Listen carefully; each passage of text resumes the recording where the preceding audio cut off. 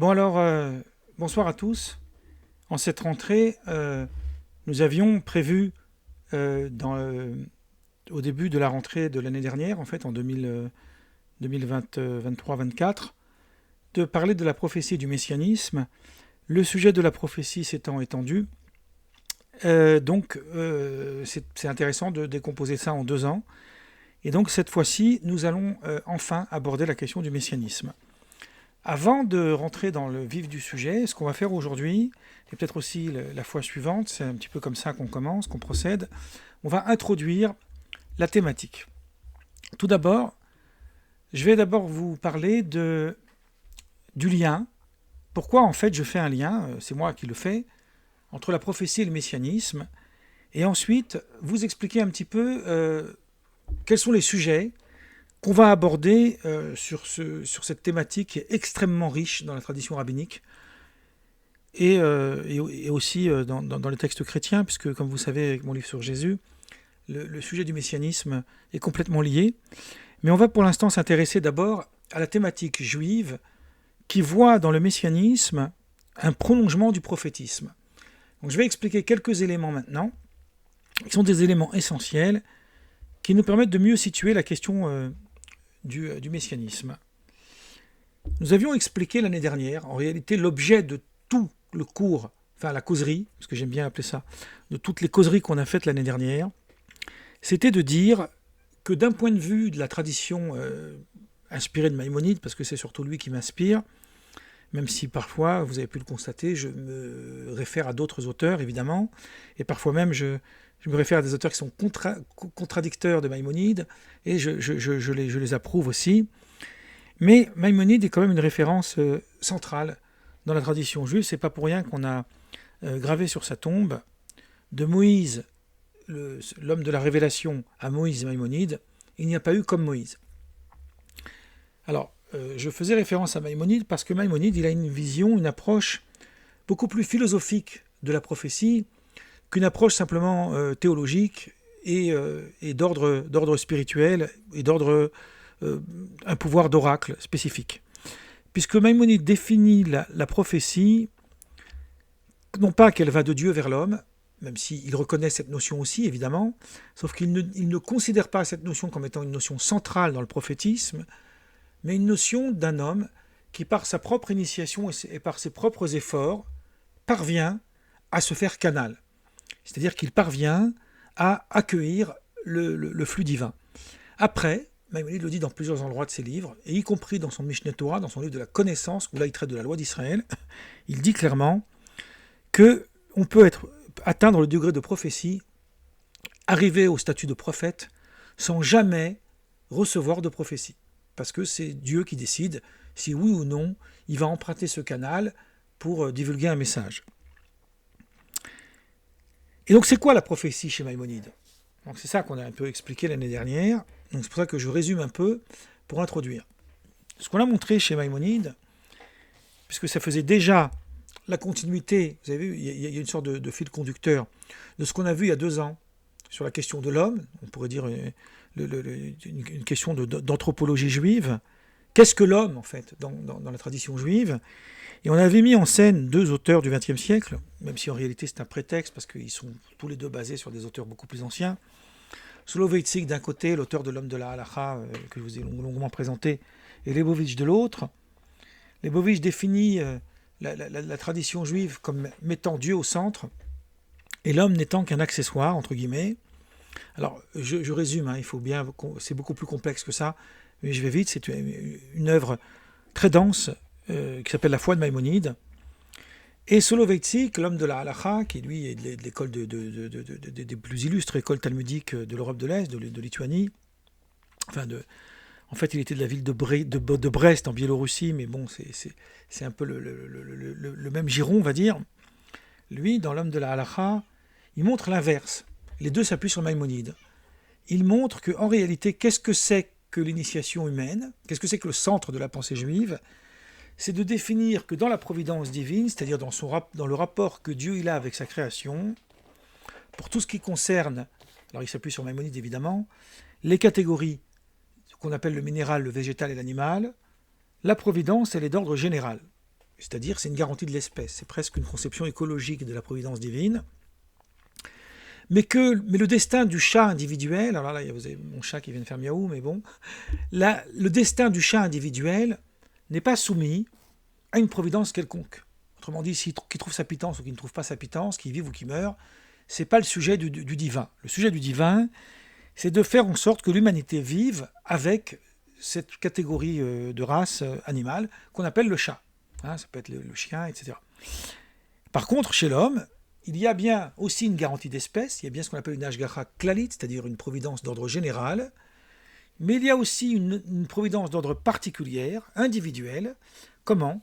Par le fait que l'homme échappe à sa seule catégorie d'espèce et devient ce que Maïmonide appelle un homme de Dieu.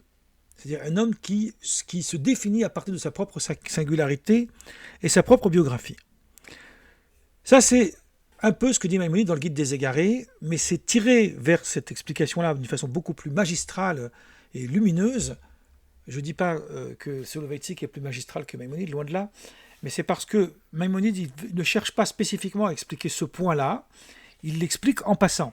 Soloveitchik, il fait un zoom, si vous voulez, sur cet aspect-là, et il va développer son œuvre de vie, et je dis qu'il faut... C'est un tout petit livre, mais c'est un livre qui nécessite qu'on lui donne une vie. Hein. Donc, je l'avais déjà présenté, l'homme de la halakha, c'est un livre complètement épuisé, il est là. Il va développer dans ce livre toute cette thématique. Et donc à la fin du livre, où il parle de cette providence divine, une fois qu'il a conclu la providence divine, on peut penser que le livre est fini. Non, il ouvre un autre chapitre, et là, on est en plein dans Maïmonide, qui s'appelle la prophétie comme but ultime. C'est-à-dire que là, à ce moment-là, il nous dit, c'est lorsqu'on a atteint ce degré de perfection qui est donné à l'homme d'atteindre, à savoir cet homme de Dieu qui devient un homme individuel et qui sort de la catégorie d'homme d'espèce, que là, on peut maintenant accéder à ce degré qu'on appelle la prophétie. Ce degré qu'on appelle la prophétie, qui est le degré ultime de l'initiation humaine d'un point de vue maïmonide. Et donc, si vous voulez, d'un côté, on a un Soloveitchik qui place l'initiation humaine au centre de la préoccupation divine, on pourrait dire, de la préoccupation juive, et de l'autre côté, on a un Lebovitch qui, au contraire, considère que la mission humaine, c'est uniquement d'être debout devant Dieu et de faire les commandements. Et tout ce qui concerne cette initiation, il la reconnaît, hein, il en parle, mais elle est là uniquement parce qu'elle donne à l'homme des outils de parvenir au service divin, mais pas parce qu'elle est elle-même le but qu'on devrait atteindre. Donc ça, c'est un sujet que j'ai abordé, il y a des vidéos maintenant, hein, sur la question de l'homme, il y a 2 ans. Et j'ai continué avec la prophétie en montrant un petit peu qu'est-ce qu'on appelle l'initiation, quels sont les différents degrés, etc. Maintenant, le problème, c'est que... Enfin, le problème, c'est pas le mot que je devrais utiliser, mais disons, maintenant là, qu'on arrive là, pourquoi on s'intéresse au messianisme ? Parce que le Messie... Alors, est-ce que le Messie est un personnage ? Est-ce que le Messie est une époque ? Est-ce que le Messie est un peuple ? Est-ce que le Messie est une réalisation ? Tout cela, on va l'aborder cette année. Ce qui m'intéresse maintenant, d'abord, c'est de parler du personnage qu'on appelle le Mashiach. Hein, là, les Juifs et les chrétiens s'entendent sur le sujet. Il y a bien un Messie. Est-ce que c'est Jésus ou est-ce que c'est quelqu'un d'autre ? C'est une question, pour l'instant, annexe. Mais c'est quoi le Messie ? Pas qui est le Messie, c'est quoi le Messie ? C'est une question plus intéressante que se poser la question qui est le Messie. C'est quoi le Messie ? On pourrait faire un parallèle, oser un parallèle extravagant, en faisant un grand écart, avec la notion de Bouddha chez les bouddhistes. Voilà. Qui est Bouddha ? Selon la conception bouddhiste, Bouddha serait le personnage qui aurait atteint l'initiation ultime d'un point de vue bouddhiste et d'un point de vue des religions indiennes, qu'on appelle le nirvana. Donc il est parvenu à ce stade, donc il a subi ses réincarnations, puisque eux ils croient en la réincarnation. Alors dans le judaïsme, normalement on y croit, mais il y a une ambiguïté, je vais laisser ça, parce que ce n'est pas le sujet pour l'instant.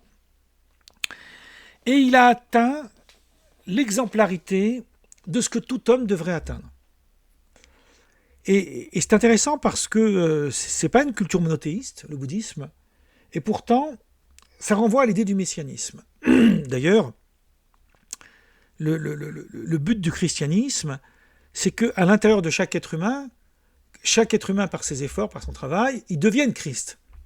C'est-à-dire qu'il y a cette idée d'union, de fusion, avec cette personnalité qu'on appelle le Messie, qui est aussi tout à fait comparable à la vision juive. Donc, le personnage du Messie est un exemple, un archétype. Existe-t-il ou n'existe-t-il pas? Y a-t-il eu des Messies dans l'histoire ou pas? Viendra-t-il ou ne viendra-t-il pas?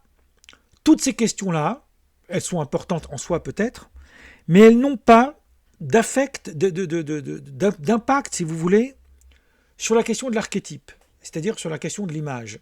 Nous avons un exemple. Cet exemple, on l'appelle le Messie. Il est l'exemple de l'ultime de l'initiation humaine. Donc, le prophète, c'est le but ultime. C'est là où tout le monde doit arriver. Et une fois qu'on a atteint ce degré, qu'est-ce qu'il nous reste? Il nous reste l'archétype du Messie. Alors, il y a la notion de Messie comme libérateur, évidemment, une notion de Goël, on appelle ça le Goël. Il y a la notion de Messie comme celui qui réunifie en fait la Jérusalem du temps du roi David, ça c'est le contexte politique, donc il y a la notion de royauté, tout ça on va en parler. Mais il y a la notion de Messie d'abord, et ça c'est le point central qui nous intéresse, comme étant l'exemple, l'archétype de l'évolution humaine. Donc, quand on parle du Messie, en fait, il faut d'abord se poser la question de quoi parlons-nous? Et lorsque nous avons défini que nous parlons en fait de cette exemplarité, c'est pour ça que j'ai fait le parallèle avec Bouddha, alors définissons maintenant en quoi ce personnage pourrait-il être un exemple plus grand qui a atteint en fait un degré d'initiation supérieur à ce que l'humanité a pu atteindre dans l'histoire. Alors, c'est très intéressant parce que cet exemple est un exemple type, en fait, qui échappe à la question du Messie en tant que tel, qui échappe même à la question du judaïsme en tant que tel, et qui aborde plutôt la question de l'universel. Existe-t-il un humain, pas un humain que je nommerais avec un nom et un prénom, mais un humain au sens adamique, qui pourrait servir d'exemple, comme une sorte de lanterne, au cheminement que tout homme doit accomplir dans sa vie. Parce qu'on est là pour atteindre quelque chose, et même si certains n'y arrivent pas, mais même si on y arriverait à la dernière seconde de notre vie, ça voudrait dire que cette vie vaut la peine d'être vécue. Juste pour cette dernière seconde où on a atteint ce but. Ce qu'il y aura après, ça c'est pas notre affaire, c'est une affaire un peu différente. Mais vous avez par exemple, alors je donne des exemples que je vais aborder plus longuement dans les séances suivantes. Vous avez par exemple Maïmonide, il a placé le Messie comme un des 13 articles de foi, on pourrait considérer ça comme un dogme. La notion de dogme chez Maïmonide n'est pas à entendre au sens général. C'est une notion très particulière. J'explique ces idées-là dans mon livre sur Jésus, dans la première partie. Mais néanmoins, il y a quand même cette idée que le Messie est central. Ça a été remis en question, mais lui, il pense ça. Et dans son commentaire sur la Mishnah, il dit qu'est-ce que c'est que cette foi en la venue du Messie? D'accord, c'est attendre qu'il vienne. Donc on a foi qu'il va venir. On a foi dans cette attente et qu'il ne tardera pas. Donc ça c'est basé sur un verset qui dit Velo itma mea, il va pas tarder. Bon, j'espère que j'aurai le temps au moins de finir ma causerie. Et ensuite il nous dit, et il est inclus dans cette catégorie de foi, de croire qu'il a atteint un degré d'élévation au-dessus de tous les hommes. Donc il est en train de nous dire que même la foi dans le messianisme procède de l'initiation humaine. Elle n'est pas là pour le Messie en tant que tel, elle est là pour cette initiation, ce parcours que l'homme doit faire. Et dans son commentaire sur la Mishnah, alors je vais vous lire ce que Maïmonide écrit, même si je vous réserverai une causerie entière juste sur ça. Dans un passage de l'Épître au Yémen, parce qu'il a écrit aussi des épîtres, au chapitre 4. Alors, c'est un passage qui a été traduit en français. Ça se trouve à la page 99 de l'Épître au Yémen. Et dans cette partie-là, je cite cette partie-là dans mon livre sur Jésus. Il y a une partie qui avait été bizarrement censurée, mais elle n'a pas été censurée par l'Église, elle a été censurée par les traducteurs. Et c'est assez étrange. Vous allez voir pourquoi. Alors, Maïmonide nous dit, en fait, je vais essayer de vous montrer directement le texte. Alors, voilà, si vous arrivez à le voir, il est ici. Alors, voilà, c'est le tout début, là, le premier texte que vous voyez là. Le Créateur accordera au Messie une attention telle qu'il ne l'a accordée pas même à Moïse. Donc déjà, vous avez d'entrée de jeu l'idée que même Moïse, alors c'est ambigu chez Maïmonide, on parlera de ça. Est-ce que le Messie est plus grand que Moïse ou pas? Mais là, en tout cas, il dit qu'il a une attention particulière qui dépasse celle de Moïse. Vous voyez, le terme d'attention renvoie à ce qu'on a vu il y a 2 ans sur la providence, cette idée de providence individuelle. Il y a une attention particulière au Messie puisqu'il a atteint un degré plus élevé. Et là, il va citer Isaïe 11, 3. « Animé ainsi de la crainte de l'Éternel, il ne jugera point selon ce que ses yeux croiront voir, il ne décidera point selon ce que ses oreilles auront entendu. » Et sur lui, alors là, il cite le verset un peu à l'envers, ça c'est Isaïe 11, 3, et après il cite Isaïe 11, 2. « Et sur lui reposera l'esprit de l'Éternel, esprit de sagesse et d'intelligence, esprit de conseil et de force, esprit de connaissance et de crainte de l'Éternel. » Donc il y a quelque chose ici qui est de l'ordre de l'oracle, donc il y a une notion prophétique, on voit bien, l'Esprit Saint, c'est l'esprit prophétique, et qui va être à un tel degré que ce n'est pas ses yeux qui vont lui servir de rendre justice, mais c'est ce degré qu'il a atteint. Là aussi, on en parlera. Et là, il y a une phrase fascinante. Il dit « Le Saint béni soit-il », donc c'est la manière que les Juifs ont d'appeler Dieu, l'appellera de Sinon, car un enfant nous est né, un fils nous est donné, et la domination reposera sur son épaule. C'est toujours Isaïe 9, 5. On l'appellera merveilleux, conseiller, Dieu. Très étrange, hein? On l'appellera Dieu. Puissant, Père éternel, Prince de la paix. Et là, il nous dit, Maïmonide, et c'est cette partie-là qui a été censurée. Je parle de ce problème de censure dans mon livre sur Jésus, mais on en reparlera. Le fait qu'il ait été nommé Dieu par hyperbole, donc c'est une sorte de terme un peu exagéré, on va dire, vient signifier que sa grandeur le place au-dessus de tous les hommes. Vous voyez, vous avez ici en quelques lignes le résumé de ce que j'essaye de vous dire. Il y a dans la catégorie du Messie, d'un point de vue de Maïmonide, l'exemple, l'archétype de ce que l'homme doit atteindre. Alors, maintenant qu'on a vu ça, on a encore quelques minutes.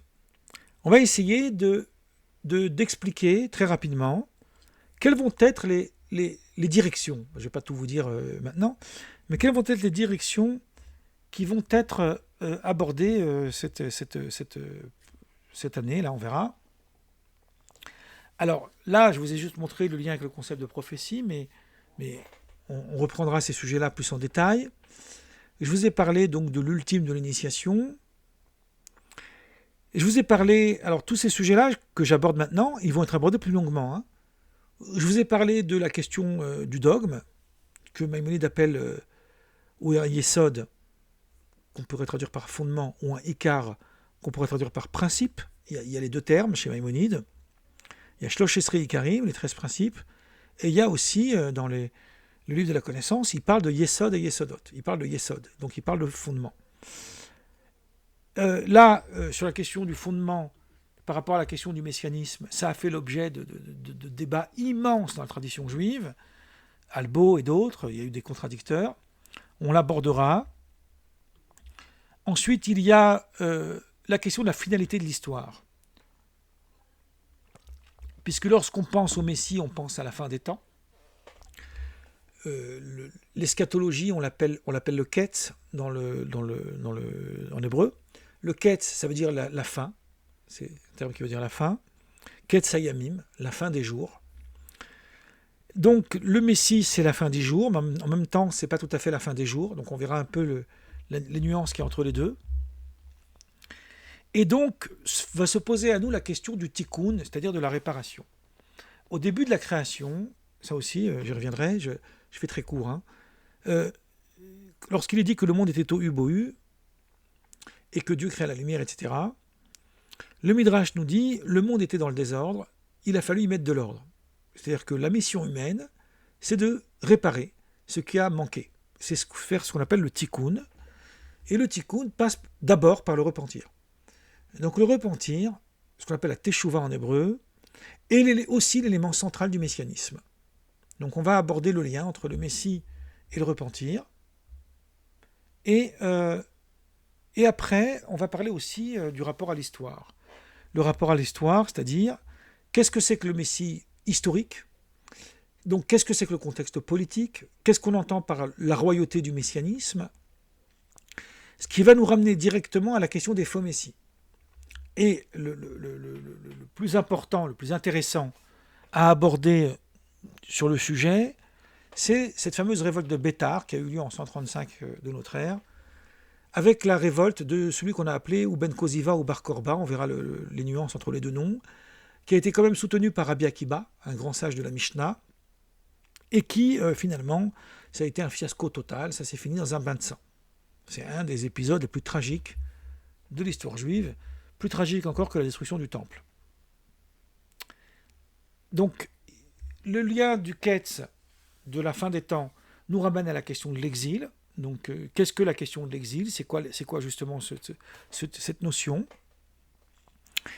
Et la foi dans le Messie, plus à partir d'une approche sociologique, c'est-à-dire que le messianisme, il n'est pas seulement important pour sa venue, le jour où il viendra, hypothétiquement, je ne sais pas si on dit comme ça, mais bon, mais il est aussi important parce qu'il est le cheminement de toute l'histoire juive depuis plus de 2000 ans.